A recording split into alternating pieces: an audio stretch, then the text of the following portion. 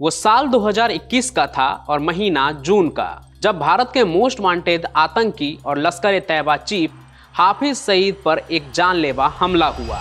उसके घर के बाहर एक विस्फोट हुआ और इसमें 3 लोग मारे गए, जबकि एक पुलिस कांस्टेबल और लगभग 24 लोग घायल भी हुए थे। इस हमले के बाद पाकिस्तान के गृह मंत्री राना सनाउल्लाह ने इसके पीछे भारत का हाथ बताया। पाकिस्तान ने इसके पीछे भारत के एक गैंगस्टर का हाथ बताया, वो गैंगस्टर जो हमले के वक्त यूपी के जेल में बंद था। पाकिस्तानियों के मुताबिक वो रॉ का एजेंट है। अब आप सोच रहे होंगे कि आखिर यूपी का वो गैंगस्टर है कौन, जिससे पाकिस्तानी भी खौफ खा रहे हैं। तो आपको बता दूं, वो गैंगस्टर कोई और नहीं बल्कि भारत में किडनैपिंग का किंग पिन है, दाऊद का दुश्मन है और इस वक्त बरेली के जेल में बंद है, जिसे जराइम की दुनिया में लोग बबलू श्रीवास्तव के नाम से जानते हैं। बबलू श्रीवास्तव को जानने के लिए पहले ओम प्रकाश श्रीवास्तव को जानना होगा, क्योंकि माँ बाप ने बबलू का असली नाम यही रखा था। वो बहुत ही संभ्रांत परिवार से ताल्लुक रखता था। पिता स्कूल में प्रिंसिपल और बड़ा भाई सेना में भर्ती होकर देश की सेवा कर रहे थे। बबलू को रसूख बहुत पसंद था। वो प्रशासनिक अफसर बनना चाहता था, लेकिन बड़े भाई जब भारतीय फौज में अधिकारी बने तो उसे वर्दी भी भाने लगी। वर्दी के चटक रंग के साथ मिलने वाला सम्मान भी उसे अच्छा लगता था। बबलू के पिता शिक्षक थे, इसलिए परिवार का माहौल हमेशा से पढ़ने लिखने वाला ही रहा। बबलू को भी शुरुआती पढ़ाई के बाद हायर एजुकेशन के लिए उसे उत्तर प्रदेश के गाजीपुर जिले से लखनऊ भेज दिया गया, जहां वो लॉ यानी कानून की पढ़ाई करने लगा। वहीं लखनऊ के लॉ कॉलेज में एक ऐसी घटना घटी कि उसकी जिंदगी बदल गई। नफरत और बदले की आग में बबलू इस कदर जला कि देखते ही देखते अंडरवर्ल्ड डॉन बन गया। बात साल 1982 की है। दरअसल हुआ ये कि उन दिनों कॉलेज और यूनिवर्सिटीज में छात्र राजनीति अपने चरम पर था। लखनऊ लॉ कॉलेज में चुनाव हो रहे थे। बबलू का एक दोस्त नीरज जैन ने भी महामंत्री पद के लिए पर्चा दाखिल किया था।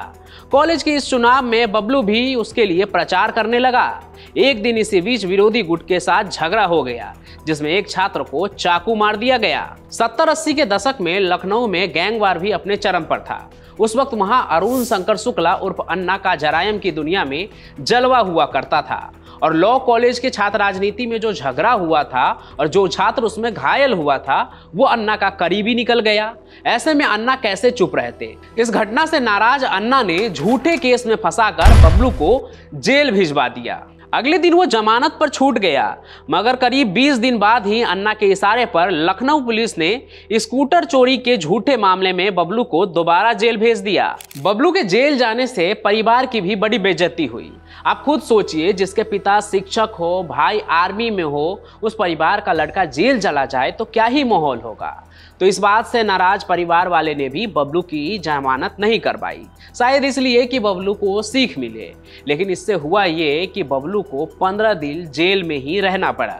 अब इसके बाद ये हुआ कि अब आगे शहर में कहीं गाड़ी चोरी हुई नहीं कि बबलू के नाम पर वो अपराध चढ़ जाया करता था।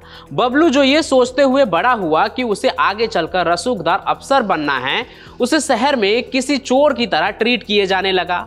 बात इतने आगे बढ़ी कि परेशान होकर बबलू ने घर छोड़ दिया और हॉस्टल में रहने लगा। बबलू अपने इस हालत का जिम्मेदार अन्ना को मानने लगा। अब वो किसी भी हाल में उससे बदला लेना चाहता था। जेल से बाहर आते ही उसने पहले अन्ना के विरोधी गैंग के मुखिया माफिया राम गोपाल मिश्र से मुलाकात की।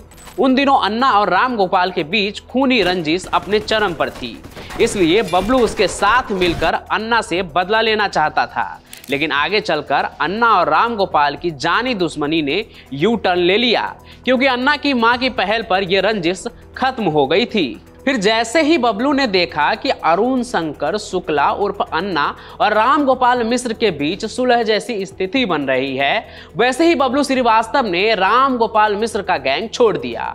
और यहीं से शुरू होता है बबलू की जिंदगी का नया अध्याय, जहां उसके नाम के खौफ से पाकिस्तान भी कांपेगा। लेकिन बबलू श्रीवास्तव ऐसा क्या करेंगे जिससे ये सब कुछ होगा, और यूपी के बबलू का दाऊद से कैसी दुश्मनी है, ये सब कुछ मैं आपको बताऊंगा कहानी के अगले भाग में। तब तक आप वीडियो को लाइक कीजिए, ज्यादा से ज्यादा शेयर कीजिए और साथ ही साथ हमारे चैनल को सब्सक्राइब भी कर लीजिए। हम फिर मिलेंगे नए सफर में, तब तक के लिए धन्यवाद।